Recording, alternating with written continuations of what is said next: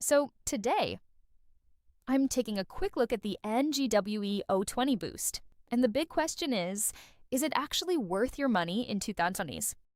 At first glance, this is a compact folding e-bike that's clearly built for city riders.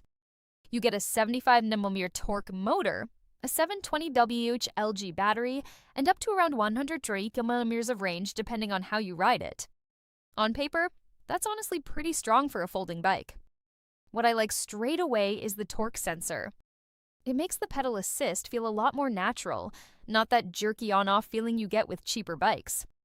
The front suspension also helps more than you'd expect. It smooths out potholes and rough city roads quite nicely. The folding design is another big win. It's not ultra-light, but it's practical. You can actually store it in a car boot or small apartment without too much hassle. Now, the downsides, it's still 26 kilos, so don't expect to carry it upstairs easily.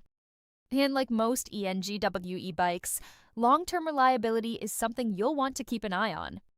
Overall though, for commuting and casual rides, the O20 Boost looks like a solid value option, just not a premium one.